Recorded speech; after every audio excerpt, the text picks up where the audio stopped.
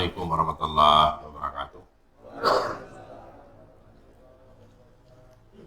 Innal hamdalillah nahmaduhu nasta'inuhu nastaghfiruh wa na'udzu billahi min shururi anfusina min sayyiati a'malina.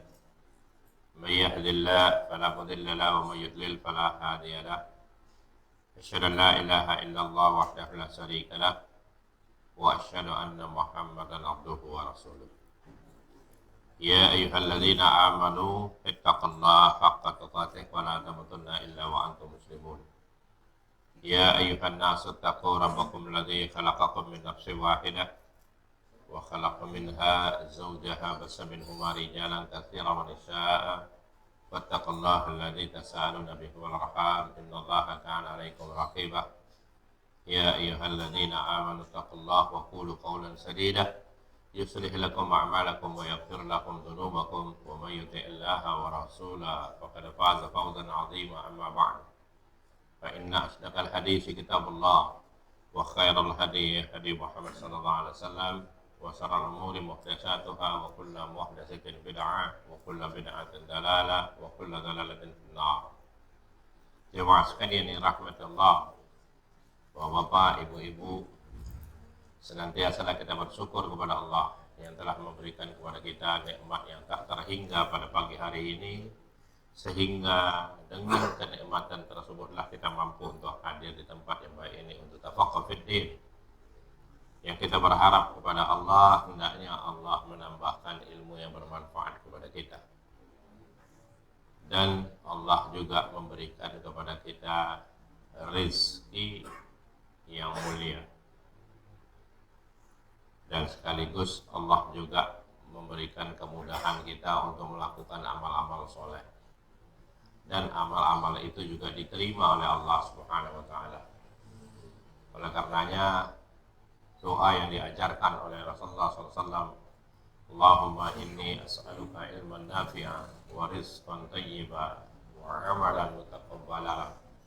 Semoga ini semua bisa kita raih sepanjang hidup kita, karena kita tidak mampu untuk melakukan hal-hal yang di luar batas kemampuan kita. Hanya Allah lah memberi pertolongan kepada kita untuk melakukan amal-amal soleh yang bisa kita pertanggungjawabkan di hadapan Allah. Kalau kita bicara petunjuk, nggak ada habisnya. Memang kita pun minta kepada Allah terus menerus agar Allah memberikan petunjuk kepada kita. Ihdinas siratal mustaqim, siratal ladzina an'amta 'alaihim ghairil maghdubi 'alaihim waladdallin.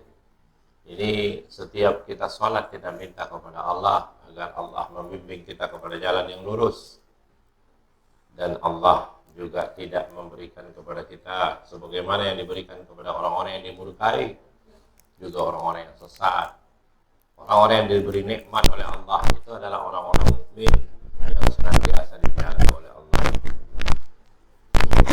Ketika pertama sekali terusirnya Nabi Adam, Allah cuma memerintahkan kepada Nabi Adam alaihissalam, qulna ihbitu minha jami'an fa imma ya'tiyannakum minni hudan faman tabi'a hudaya fala khawfun 'alaihim wa la hum yahzanun.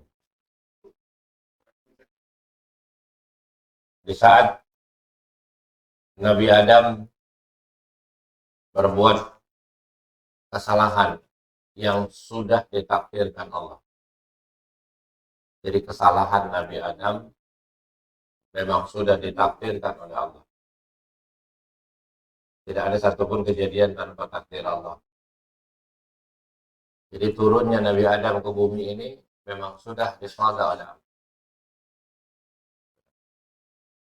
Namun yang kita amati sekarang, Allah sekaligus membekali Adam dan keturunannya tentunya. Dalam surah Al-Baqarah ayat 38 yang saya baca tadi, Allah berfirman, turunlah kamu semua. Kata turun, orang sudah turun.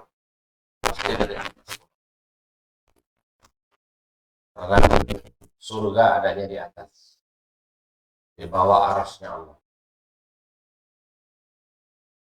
Dan ini akal pasti benar. Ini kita berdoa pasti lihat ke atas, mengangkat tangan pasti ke atas. Oleh karenanya ada kata turun. Coba turun kalian semua. Kalian semua di sini adalah Adam, Hawa. Turun dari surga kan jelas. Karena Nabi Adam tadinya di surga. Iblis juga tadinya di surga. Kemudian jika datang petunjukku kepadamu, maka barang siapa yang mengikuti petunjukku, saya tidak ada kekhawatiran atas mereka dan tidak pula mereka bersedih hati. Jadi kita mengikuti petunjuk salah satu cara untuk menghilangkan kesedihan dalam hati kita dan kekhawatiran kita dari dunia sampai kepada akhirat. Yang mana petunjuk itu? Kita sudah jelaskan berulang-ulang. Yang namanya petunjuk mesti diarahkan kepada Al-Quran. Karena dalam surat 17 ayat 79 Allah Subhanahu wa taala berfirman. 17 ayat 9 secara umum. Surat 17 ayat ke-9.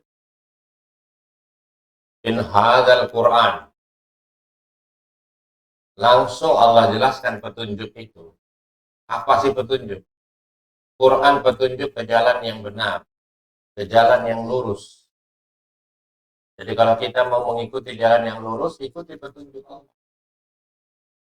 In hadzal Qur'ana yahdi lillati hiya aqwam wa yubassirul mu'minina alladziina ya'maluna ash-shalihati anna lahum ajran kabira. Sesungguhnya Al-Qur'an ini memberikan petunjuk kepada jalan yang lebih lurus dan memberi kabar gembira kepada orang-orang mukmin yang mengerjakan amal soleh bahwa bagi mereka ada pahala yang besar. Sehubungan dengan ayat yang tadi pertama kita baca, dengan hasil mengikuti petunjuk tadi, Allah sudah jangan wala khaufun 'alaihim wala hum yahzanun. Kemudian di sini Allah jelaskan lagi, inna hadzal Qur'an yahdi lillati hiya aqwam wa yubassirul mu'minin. Kabar gembira untuk orang-orang mukmin. Kabar gembira ini adalah kabar yang menggembirakan. Maka Al-Quran itu berupa kebanggaan kepada kita semua. Allah sudah memberikan kebanggaan kepada kita. Tapi kadang-kala kita melepaskan kebanggaan itu. Kita tidak merasa bangga dengan apa yang sudah diberikan Allah kepada kita. Coba kita perhatikan ayat demi ayat yang sudah dijelaskan kepada kita. Jangan sampai kita lepas. Kalau kita lihat dalam surat Al-Mu'minun, surat yang ke-21, 23, ayat ke-71. Walau ittaba'al haqqu ahwa'ahum la fasadatis samawati wal ardu wa man fihin. Bal atainahum bi dzikrihim fahum an dzikrihim mu'ridun. Andaikan kebenaran itu menuruti hawa nafsu mereka, pasti binasa langit dan bumi dan semua yang ada di dalamnya. Sebenarnya kami telah mendatangkan kepada mereka kebanggaan. Tetapi mereka berpaling dari kebanggaan. Kebanggaan apa yang dimaksud Allah dalam ayat ini?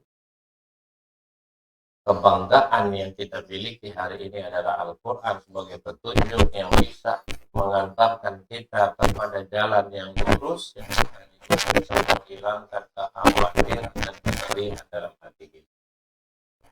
Makanya siapa yang baca Qurannya rajin dan memahami Al-Quran, hatinya jadi tenang. Karena zikir yang paling besar itu adalah zikir seperti apa lagi? Ya. Zikir mana lagi yang lebih baik daripada baca Al-Quran? Yang seluruh zikir itu sudah termasuk di dalam Al-Quran. Siapa saja yang baca Al-Quran di samping menjadi petunjuk dan bisa mengantarkan kepada jalan Ustaz dan memiliki kebanggaan tersendiri dalam jalan dan sekaligus bisa menghilangkan kekhawatiran dan kesedihan tadi, juga menenangkan hati kita. Jadi kalau mau tenang itu nggak usah kesana kemari, baca Quran, hati menjadi tenang.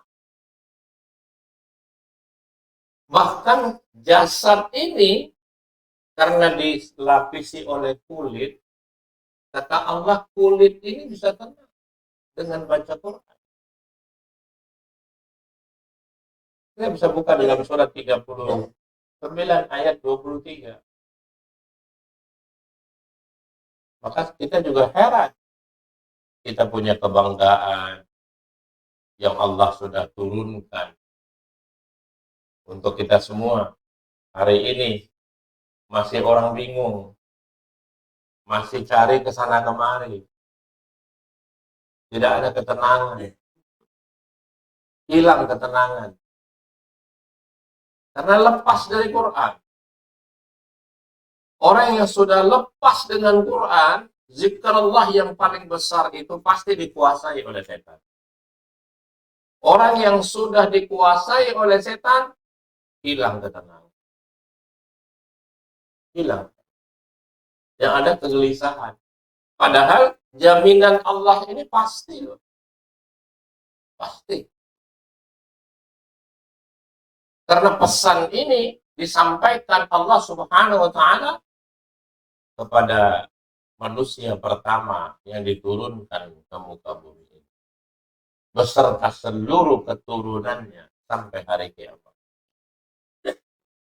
Oleh karenanya dalam surat 39 ayat 23 ini Allah Subhanahu wa taala berfirman, Allahu nazzala ahsanal hadits kitaban mutasabihan matani taqsa'irru minhu juludul ladzina yakhshawna rabbahum thumma talinu juluduhum wa qulubuhum ila zikrillah dzalika hudallahi yahdi bihi man yasha wa may yudlilillahu fama lahu min had. Allah telah menurunkan perkataan yang paling baik. Perkataan yang paling baik. Ahsanal hadits. Kalam Allah. Firman-firman Allah. Karena Allah berkata-kata. Dan kita tidak sepakat dengan orang yang mengatakan Al-Quran itu makhluk. Dan ulama-ulama salaf sudah memvonis orang yang mengatakan Al-Quran itu makhluk, kafir hukumnya. Kalam Allah. Allah menurunkan perkataan yang paling baik. Perkataan apa lagi yang lebih baik?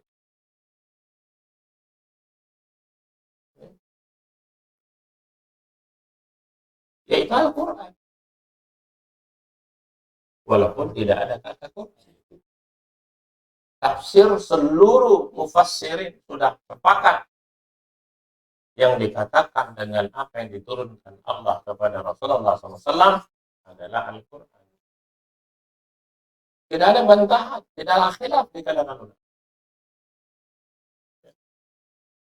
Yang serupa mutu ayat-ayatnya lagi berulang-ulang.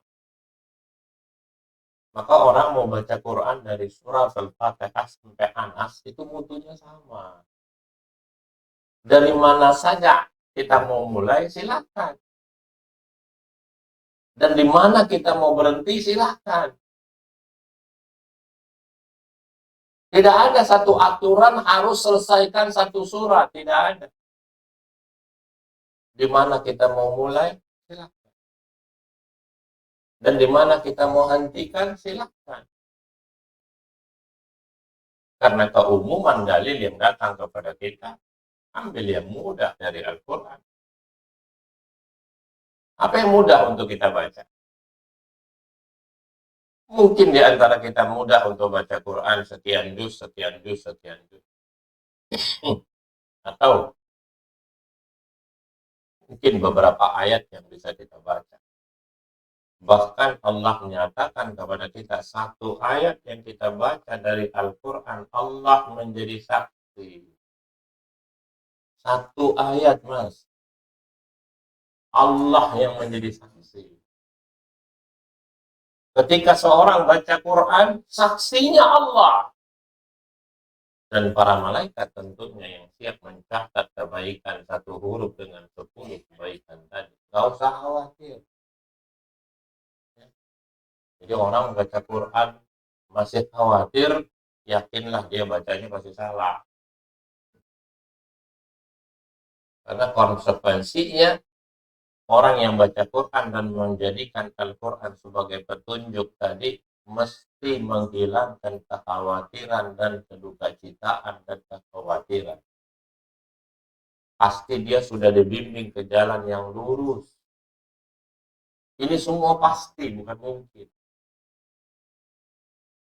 Gemetar karenanya kulit orang-orang yang takut kepada Rabbnya. Gemetar kulitnya. Kita tidak bisa merasakan. Ternyata kalau kita mau membuktikan ayat ini, ketika kita mengalami sakit pada tubuh ini, kalau kita baca Quran, hilang sakitnya. Maka Ibnu Qayyim rahimahullah dalam Tibbun Nabawi, ya, secara fisik beliau katakan kalau baca Quran itu bisa sembuh. Itu secara fisik. Karena Al-Quran itu diturunkan secara umum. Wa nunazzilul minal Qur'ani ma huwa shifaa wa rahmatul lil mu'minin. Itu umum. Kemudian dikhususkan Allah. Penyakit yang lebih penting yang diobati, yang bisa menenangkan jiwa kita itu adalah penyakit-penyakit yang ada di dalam hati kita ini. Setiap orang punya penyakit itu. Ya ayyuhan nas, qad ja'akum mau'idhatun wa shifaa'un lima fis sudur wa hudan wa rahmatul lil mu'minin. Wahai manusia, telah datang satu pelajaran bagimu yang bisa mengobati penyakit-penyakit yang ada di dalam dadamu, kata Allah. Secara umum dalam surat 17 ayat 82 yang tadi saya baca. Kemudian secara khusus Allah sudah nyatakan dalam surat 10 ayat yang ke-57.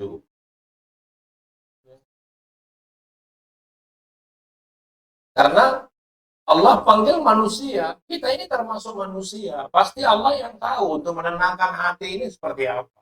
Untuk apa? Bagaimana caranya? Gemetar kulit orang-orang yang baca Quran.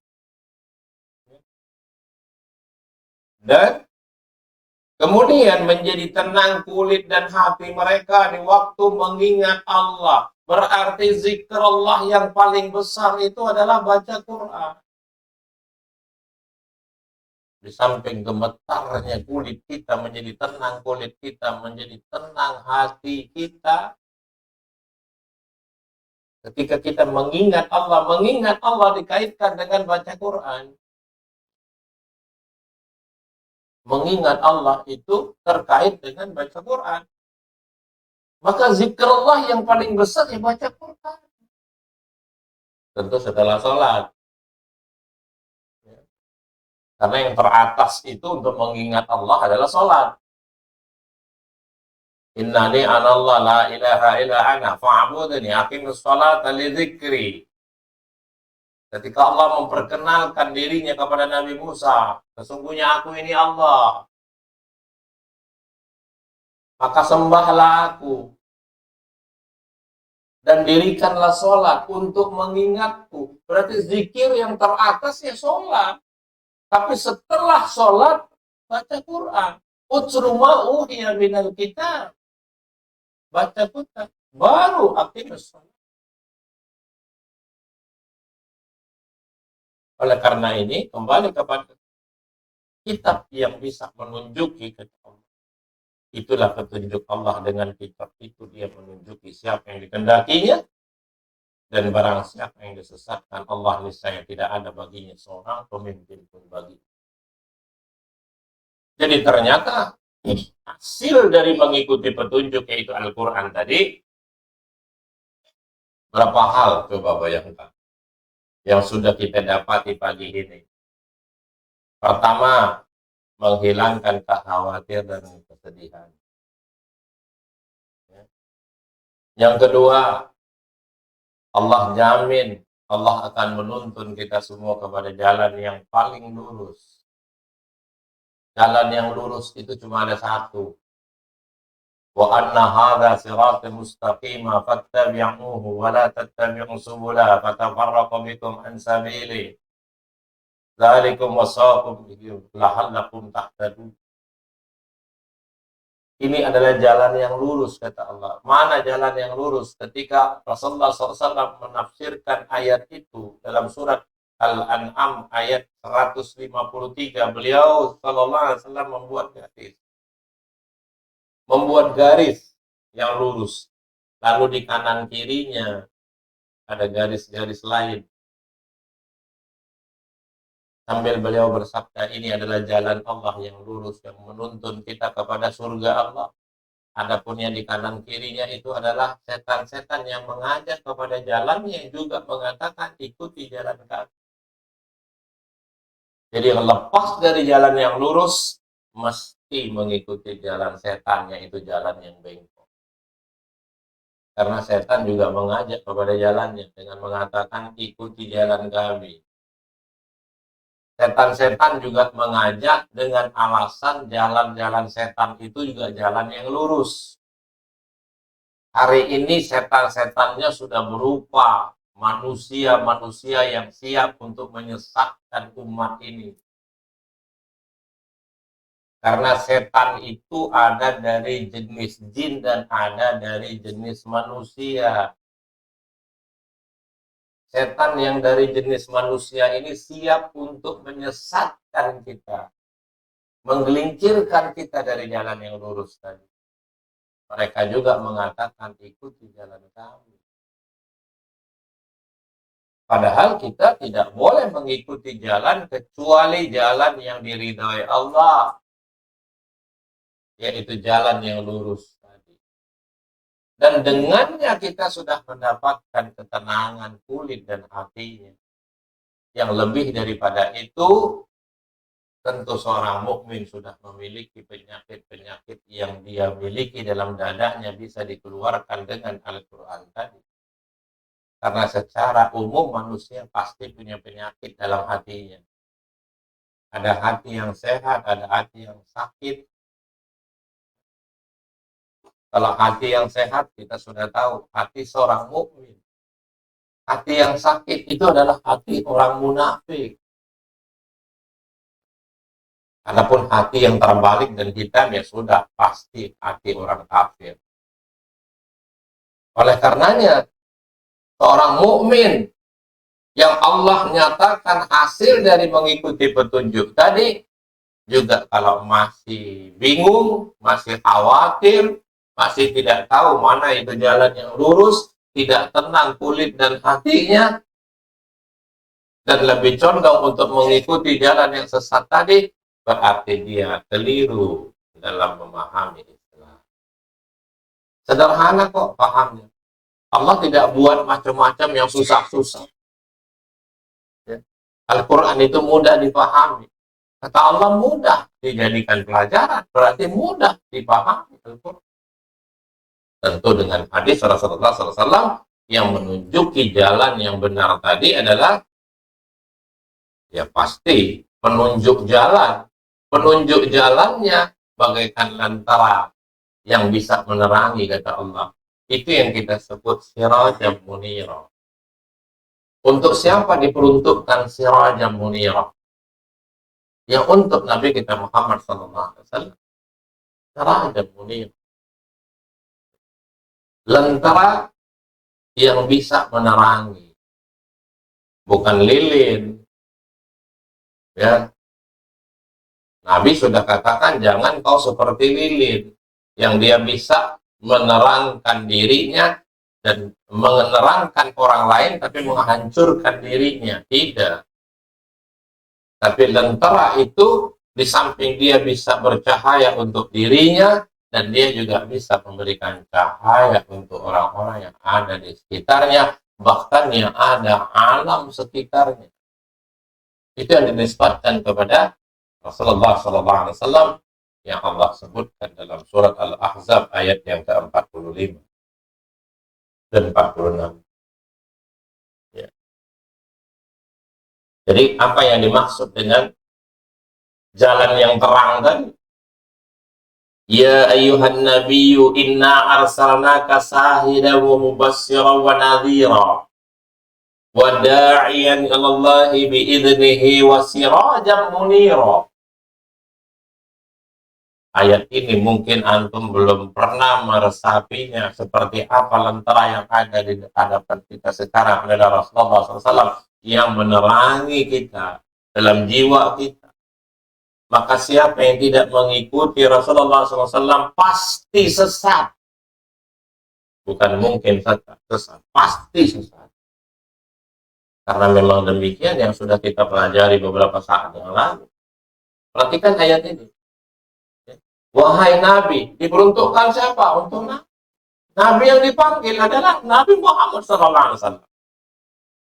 Nabi kita. Kita ini hidup di fase yang paling akhir. Yang setelah beliau SAW tidak akan pernah ada lagi Nabi. Karena sebagai khataman nabiyyin, tutupnya para Nabi sudah nggak ada, nggak mungkin. Maka kita berada di fase yang terbaik, yang paling sempurna. Yang paling sempurna adalah fase terakhir, pasti. Setelah mengalami beberapa perubahan beserta nabinya, kitab-kitabnya, lalu Allah sempurnakan Al-Quran sebagai petunjuk tadi yang bisa mengeluarkan dengan sebabnya. Maka Nabi diperuntukkannya, sesungguhnya kami mengutusmu untuk jadi saksi dan pembawa kabar gembira dan pemberi peringatan. Dan untuk jadi penyuruh kepada agama Allah dengan izinnya, dan untuk jadi cahaya yang menerangi. Cahaya bukan seperti lilin. Cahaya ini kalau kita artikan secara bahasa itu adalah lentera. Ya kalau kita bilang yang dengannya kata Allah, Allah berikan amsal itu seperti lampu yang dijadikan dari minyak zaitun. Ya, dia menerangi pada setiap musim. Yang lampu itu kata Allah bisa menerangi alam sekitarnya. Dan ini adalah amsal-amsal atau perumpamaan yang Allah berikan kepada kita. Dalam surah An-Nur, mungkin antum bisa baca dalam surah An-Nur ayat yang ke-35, ayatnya panjang itu. Kembali kepada masalah mengikuti petunjuk, yaitu Al-Quran. Dan sunnah. Karena saya sudah sampaikan dulu. Kalau kita diajak, tentu orang yang ngajak itu ikuti Al-Quran dan Sunnah. Karena perintah yang diserukan Allah kepada Nabi kita Muhammad SAW adalah sebagaimana yang Allah nyatakan dalam surat 5 ayat ke-104 tadi. Yang sudah kita pernah bahas juga ini dulu. Ya. Karena di sini syaratnya tidak hanya mengikuti Al-Quran saja, tapi juga mengikuti sunnah, yaitu Rasulullah SAW. Kan kita semua sudah tahu, mau diterimanya amal saja harus punya syarat. Syarat yang mutlak untuk diterimanya amal kita, amal seorang mukmin ikhlas karena Allah tidak cukup. Tidak cukup. Harus ittiba kepada Rasulullah SAW. Ya. Saya ini ikhlas melakukan amal. Mungkin saya ikhlas, tidak mungkin seorang melakukan amal itu nggak ikhlas. Padahal tidak mengikuti contoh Rasulullah SAW, tidak diterima. Bahwa raddun, ditolak amalnya, ditolak.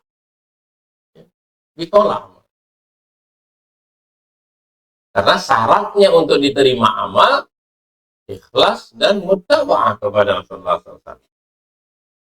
Oleh karena itu ketika diajak, wa inna qila lahum ta'alu ila ma anzalallahu wa ila rasul. Di sini ada dua. Qalu hasbuna ma wajadna alaihi aba'ana awalau kana aba'uhum la ya'lamuna shay'an wa la yahtadun. Apabila dikatakan kepada mereka, marilah mengikuti apa yang diturunkan Allah, Quran, ya, dan mengikuti Rasul, Sunnah. Mereka menjawab apa? Cukuplah untuk kami apa yang kami dapati dari bapak-bapak kami yang mengerjakannya. Cukuplah apa yang kami dapati dari nenek moyang kami, dari tradisi kami, dari guru kami, dari daerah kami, dari latar belakang kami. Akhirnya nolak juga. Alasan 1001. Jarang kalau kita sampaikan Al-Quran dan Sunnah yang jelas. Sami'na wa ata'na. Kebanyakan mirip ke Yahudi. Sami'na wa asaina. Ya. Kami dengar, tapi kami mengabaikannya. Ya, bukan saya bercanda, ini ayatnya memang begitu. Ya. Allah katakan sami'na wa asaina. Asoy. Ya. Jadi kalau dulu pernah viral juga kalimat asoy itu pernah viral tuh pada masa-masa tertentu. Sekarang udah hilang. Ya, ada pada waktu-waktu tertentu dulu ada kayaknya terkenal itu. Ah, tuh. Asoy banget sih lo. Iya kan? Coba. Tuh, sampai kenal itu yang memviralkannya itu Bapak itu. Ya. Asoy. Ya. Sami'na wa asoyna. Kalau kita apa? Sami'na wa ata'na. Saya selesaikan ini dulu baru saya tunjukkan dalilnya. Ya. Dan Allah bertanya, dan apakah mereka itu akan mengikuti nenek moyang mereka walaupun nenek moyang mereka itu tidak mengetahui apa-apa dan tidak pula mendapat petunjuk? Apakah kita akan mengikuti mereka juga padahal mereka tidak berada di dalam jalan yang berupa petunjuk? Justru mereka mengajak kepada kesesatan. Ikut aja urusan belakangan. Orang-orang kafir dulu juga pernah berkata kepada umat Muhammad ketika itu, ikuti jalan kami nanggung dosa kalian. Wah, keren. Hebat. Sampai hari ini masih kita bisa mendengar kalimat itu. Seandainya perbuatan kami ini keliru, kami yang nanggung dosanya. Hebat deh. Hebat yang ngomong juga orang yang boleh dikatakan orang yang sudah apa? Orang yang paling viral bahkan. Orang yang benar-benar tokoh yang ditokohkan. Kalau perbuatan kami ini keliru, tanggung dosa. Padahal jelas mereka sedang mengajak kita kepada jalan yang tidak lurus tadi. Dan antum pengen baca dalam surat 6 ayat 93 tadi.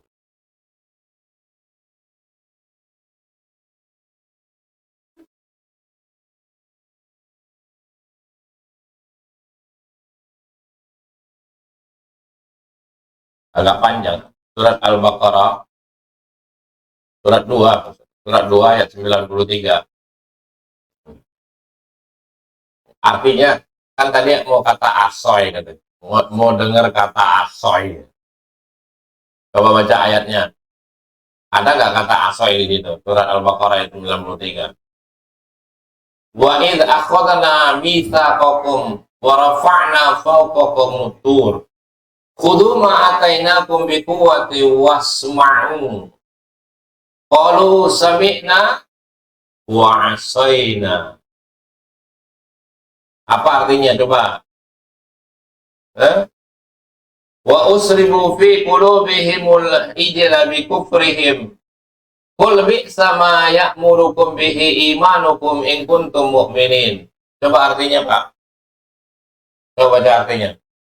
Surah Al-Baqarah ayat 93. Dan ingatlah ketika kamu mengambil janji kamu dan kamu angkat gunung pegang teguhlah apa yang kami berikan kepadamu dan dengarkan. Mereka menjawab, kami mendengarkan, tetapi kami tidak.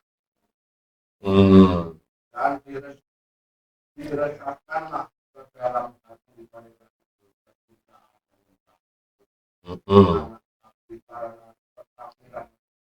katakanlah sangat buruk apa yang diberitakan oleh kita kepadamu kita orang-orang. Iya. Di mana kita dapati sami'na wa ta'na? Kan lawan daripada sami'na wa asaina, ini kebiasaan orang-orang kafir. Sudah disampaikan Al-Quran, Sunnah, penjelasannya cukup, penjelasan ulama-ulama salaf, masih. Ya. Berarti mirip gak? Asoy juga. Ya, asoy juga sama. Tapi seorang mukmin kata Allah dalam surat 24 ayat 51. Coba perhatikan surah An-Nur ayat 51. Innama kana qaulal mu'minina idza du'u ila Allahi wa rasulih liyahkuma bainahum ay yaqulu sami'na wa ata'na wa ulaika humul muflihun. Itu lawan daripada asoy tadi. Ya. Sesungguhnya jawaban orang-orang mukmin apabila mereka dipanggil kepada Allah dan Rasul-Nya agar Rasul menghukum, mengadili di antara mereka, ialah ucapannya, kami mendengar dan kami taat. Kami patuh. Ya? Dan mereka itulah orang-orang yang beruntung. 5 menit lagi kita berhenti. Saya pakai jam itu aja. Kalau pakai jam saya masih 10 menit. Mau pakai jam saya atau jam itu? Nah, ya kan? Karena 5 menit, Masya Allah, waktu 5 menit itu di kita ini berarti sekali. Ya. Maka dari itu, memang di antara kita ini kan ribut masalah waktu ya. Coba, mana ada waktu yang akurat, persis semua. HP kadang-kadang beda juga dengannya. Bagaimana kita nyetelnya kan? Coba, Anda kalau salah nyetelnya HP, azannya bunyinya juga salah. Karena azan itu mengikuti waktu yang ada di HP. Makanya nggak usah ribut. Kadang-kadang masjid sana udah azan, masjid yang lain juga belum. Betul nggak? Akhirnya ribut. Beda dengan Makkah, Madinah. Azannya yang dikumandangkan dari Masjidil Haram. Semuanya mendengar. Jadi akuratnya disesuaikan dengan azan Masjidil Haram atau Masjid Nabawi. Tak ada tuh yang semuanya harus seragam sama. Kalau di sini nggak bisa, Pak. Beda. Maka karena itu Allah sudah menyatakan kau tidak bisa menetapkan batas-batas waktu. Manusia nggak bisa menetapkan batas-batas waktu yang akurat, itu milik Allah. Tapi kira-kira asal jangan disengaja. Kembali kepada 5 menit tadi. Iya. Sampai kita buka dalam surat 6 yang belum kita bicarakan tadi, ayat 153. Dan bisa dilihat tafsir Ibnu Katsir tentang ayat ini. Ya. Ketika beliau sallallahu alaihi wasallam membuat garis, wa anna hadza sirati mustaqima fattabi'u, diperintah. Fattabi'u itu perintah. Ya. Wala tattabi'u subula. As-subul itu ada arti tersendiri. Ya. Berarti pertama, perintah sekaligus ayat ini berupa larangan. Dalam satu ayat ada perintah dan ada larangan. Ya. Pertama, perintah untuk mengikuti. Kedua, larangan tidak boleh mengikuti. As-subul. Karena jalan-jalan itu, kata Allah, ya, jalan-jalan itu, fatafarraqu bikum an sabili, dzalikum wasaqum bihi la'allakum tattaqun. Dan bahwa yang kami perintahkan ini adalah jalanku yang lurus, maka ikuti dia.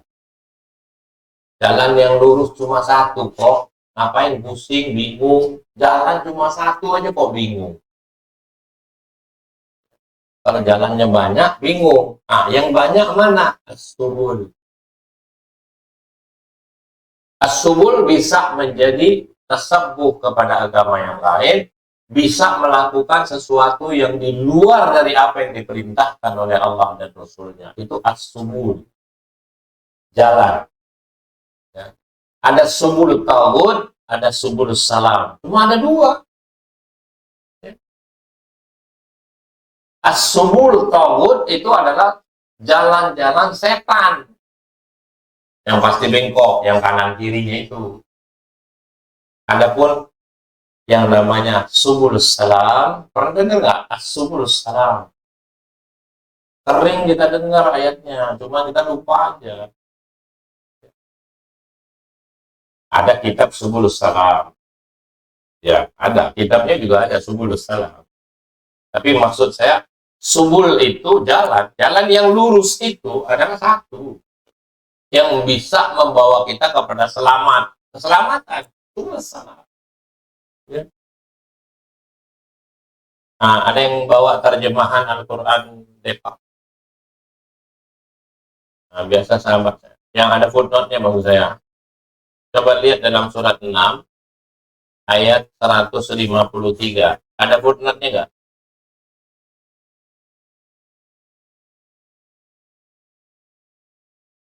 Terjemahan Depak. Atau di aplikasinya. Ya, aplikasinya itu adalah Quran perkara. Ada nemu nggak? Nah, ada Pak Usen ada tuh. Saya lihat di tangan Pak Usen ada terjemahan yang ada footnote-nya. Bisa lihat dari jauh. Enggak, emang saya juga punya Quran begitu. Ntar heboh lagi. Wah, Pak Ustaznya bisa lihat dari jauh. Nggak ada tuh. Itu kalau percaya yang begitu tuh udah, ya Allah, minim banget tuh akidah kita. Coba, Pak Usen bisa baca surat 6 ayat 153. Nah, mau kacamatanya bermasalah. Yang nggak masalah coba. Footnote-nya. As-subul yang kita mau kejar ke bahasanya. As-subul. Oh, waktu jalan terus, sedikit lagi habis. Ada footnote-nya kan? Ada, iya. Ada. Orang saya punya kok. Nah, coba dengerin.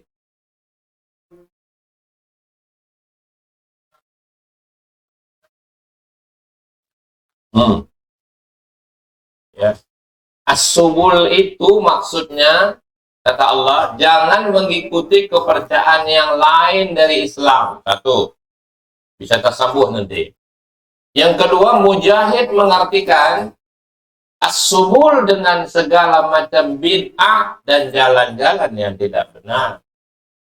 Jadi segala macam bid'ah masuk kepada as-subul. Ya, yang bisa mencerai-beraikan kita. Jadi kesimpulan, siapa yang mengikuti jalan yang lurus tadi, yaitu orang yang mengikuti petunjuk. Pertama, hilang kekhawatiran dan kesedihan. Kedua, hati menjadi tenang, kulit gemetar dan menjadi tenang. Dan dibimbing Allah kepada jalan yang paling lurus dengannya. Dan tidak heran lagi kita selalu kita mengikuti jalan orang-orang yang diberi nikmat tadi. Ya, mudah-mudahan kita bukan mengikuti jalan orang-orang yang dimurkai, Yahudi, jalan orang-orang yang sesat, Nasrani. Sudah itu mereka dikatakan ahli kitab. Waktu tinggal setengah jam untuk kita bersoal jawab. Yang kurang, jadi yang akan datang hasil mengikuti petunjuk. Hasil mengikuti petunjuk. Satu yang sudah kita bahas hari ini, yang menghabiskan waktu hampir 1 jam. 45 menit. Dan mulainya 8 kurang 14 tadi. Berarti 45 menit yang ngomong di sini. Cepat waktunya loh. 45 menit kalau orang yang memang benar-benar haus akan ilmu sedikit. Tapi 45 menit bagi orang yang sudah kesal, itu lama perasaan. 45 menit loh. Ngeselin gitu. Tapi kalau orang yang haus, 45 menit, ya Allah, cepat sekali waktunya berlalu. Tinggal setengah jam. Silakan Pak Ketua yang mau bertanya, dipersilakan.